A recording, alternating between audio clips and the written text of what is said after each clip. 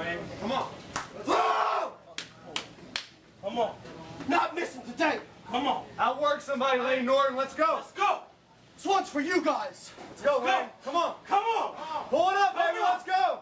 Strong. Come on, Lane. All the way through. Come on. All the way up. All the way up. Pull it up. All the Let's way go, up. Lane. Come on.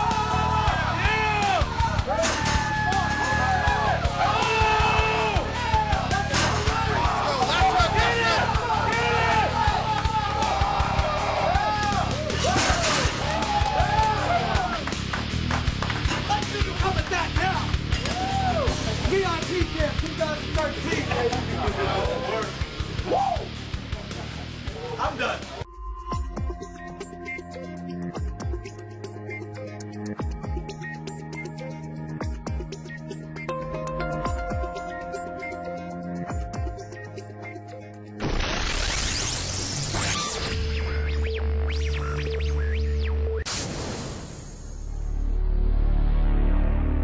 Hey there YouTube, what's going on? I'm coming to you live from Pro Physique headquarters here in Jacksonville, Florida, and I've got something pretty exciting to talk to you about. As you may or may not know,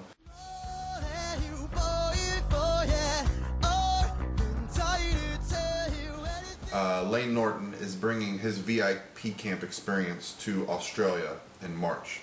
I wanted to talk a little bit about what the VIP camp is, just to give you guys an idea of what you'll experience if you attend this camp. So basically, a couple years ago, Lane decided that he wanted to put together a team of people and have a camp in Tampa, Florida, where he lives. And he invited me to be a part of that, which I got to admit, when I heard about it, one of the most exciting things that's ever happened, because it involved some of the some natural bodybuilders and people that I was just a huge fan of and was looking forward to meet. I got to meet some amazing people, but something happened that weekend that I don't think any of us expected.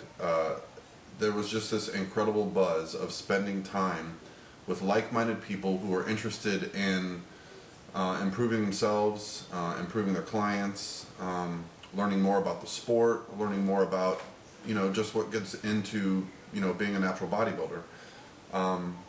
And that 3 days just created an incredible impression amongst not only myself, but all the people that were attending.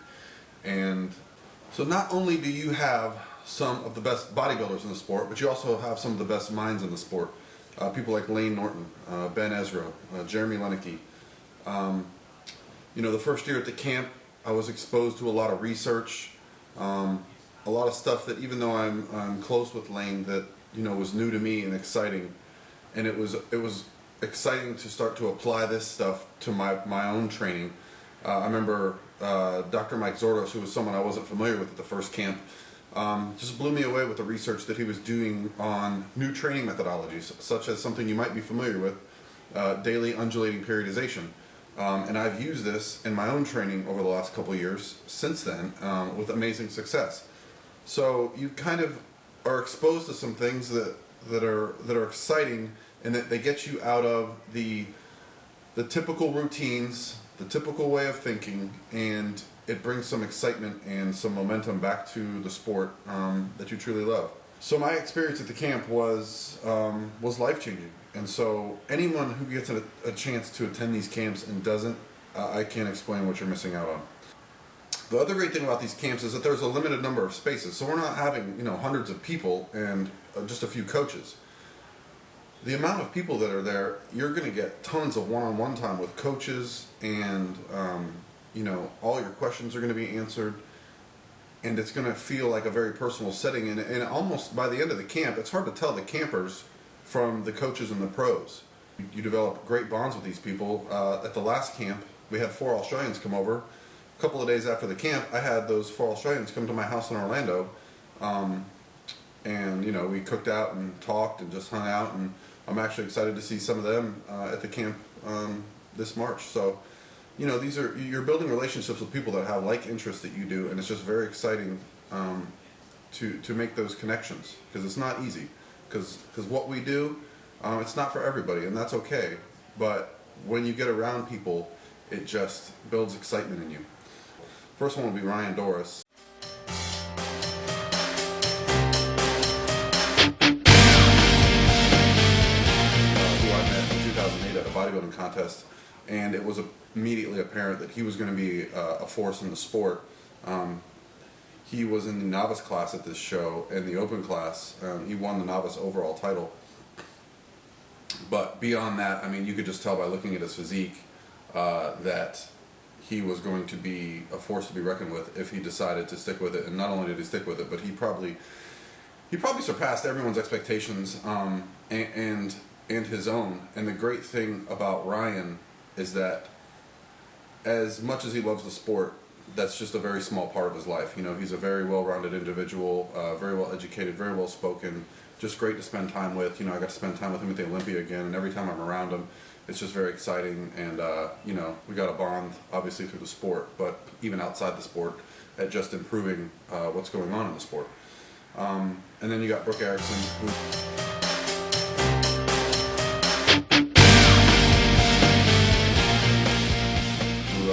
you know, who's been working with Lane for a long time, and Lane just raves and raves about her, and I got to spend some time with her at the Olympia and a few other events in the last couple of years, and she's just another individual that when you sit down with her, and it's immediately apparent how much passion she has for the sport, and she's someone who has, you know, a family, children, and yet she competes at a professional level, and she exemplifies the fact that you don't have to do extreme things to be successful in this sport. You know, you don't have to do hours of cardio and live on tilapia and broccoli.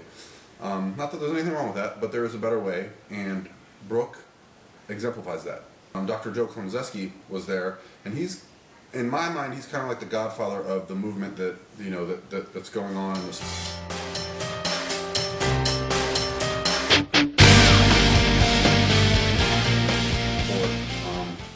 Where information is a little more available to people. There's the side of the sport with the extremes has kind of, and at least in the natural side of the sport, has kind of disappeared, and he was the beginning of that. And getting to meet him at the camp and pick his brain and talk to him about just where he comes from and what he's doing now, you know, he's evolved to the point where he's setting up franchises all over the United States. So it was an honor to meet him, and he's going to be coming to Australia. And you got arguably the greatest professional natural bodybuilder of all time, Philip Ricardo Jr.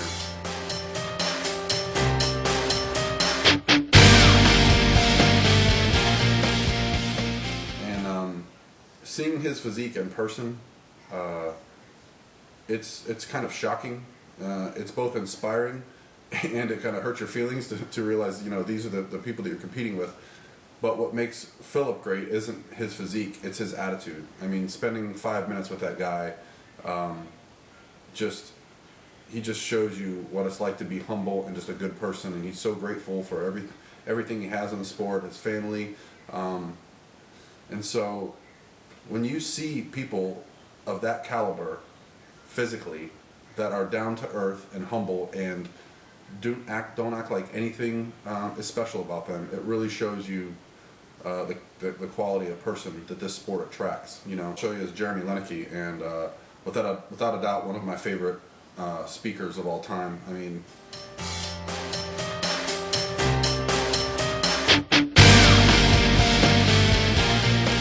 the second he starts doing one of his presentations, he's a doctoral candidate at University of Oklahoma, and he's going to be doing some talking about his blood flow restriction research. But not only that, he's just passionate about the sport of bodybuilding, and he's passionate about everything that he cares about. So when you get to hear him talk and spend time with him, you know, you just come out of it excited. Of course, the person who's putting on this camp, Layne Norton.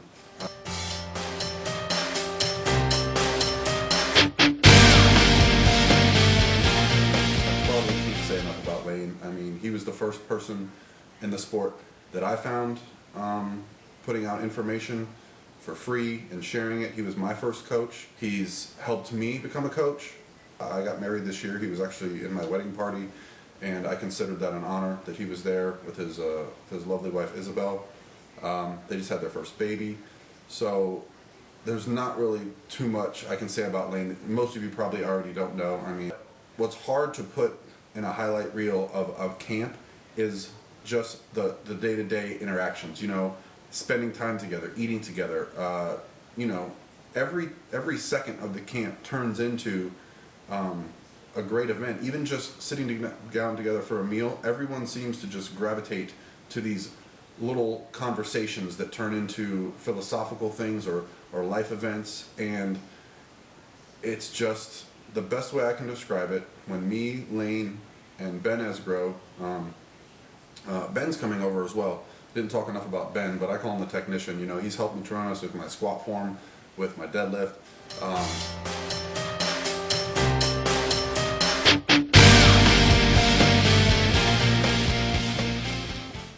You know, he's one of the brightest minds in the sport of, you know, the coaching right now, and I turn to him to a lot for my questions. But when Lane and I were sitting down to talk the day after the camp, we didn't get to bed till almost 1 in the morning. We had to be up at 7, and we didn't care because we were just so excited. We just had this buzz, you know, that we called it, and it just carried over, and from the first camp to the next camp. And I know that energy is going to be brought to Australia, because Lane doesn't do anything half-assed. It's going to be amazing. So if you miss it, you know, hopefully you don't regret it, or you get a chance to go to another one. So I'm putting a link right here, right now. This link is to purchase the camp packages. They're limited number. This is a VIP camp. This is not open to everybody. The camps in the States sold out with only Lane's clients. The nice thing about these Australian camps is that they're open to everybody. Lane has never even opened up these camps to people that weren't his clients. So Aussies, you got a chance to jump in on this. I know if I wasn't coming over as a coach, you'd probably catch me there as an attendant. So it's just that much fun, and it's something that you will rarely get this many people, this caliber together. I'm fortunate enough to be coming, coaching, and I'll be lifting and hanging out with you guys. So that's all I got for now. Don't want to keep it too long, so check out some of these highlights, and I'll talk to you soon. Bye. You in a bar, let's go. Let's go. You got this one. Go there. You're not missing, baby. All the way. Let's go. Yeah.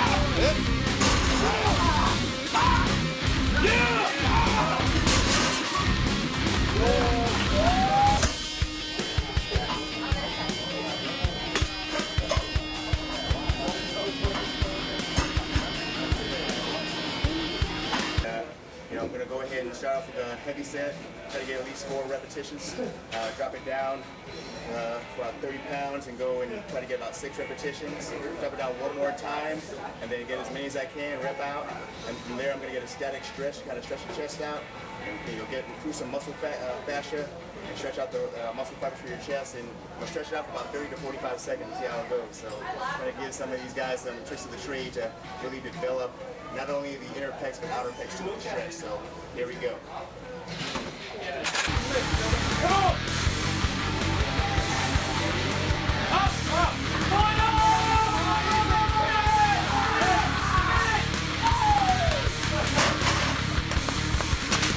Experience. So people tie their success to a watch or a car or a Gulfstream 6 airplane. Getting to Tampa would have been the same. It's the same thing. There's no difference. So people think, oh, I need these physical things to be successful. Yeah, I'm going to be talking about blood flow restrictions, so my title is, If You Restrict It, Will It Grow? Because it does sound like a ridiculous idea. I'm not the biggest or the strongest, but I am the greatest cheerleader on the planet. If my coach wants me to eat less, he's crazy. I'm going to have metabolic damage. And all these people are now scared of the fact that you do have to eat fewer calories to get leaner. But anyway, enough on that. I just wanted to acknowledge that that's a great, complex topic. And it's true, people do incur metabolic damage, and it's bad, and you have to recover. Part of recovery from that is you do have to eat more,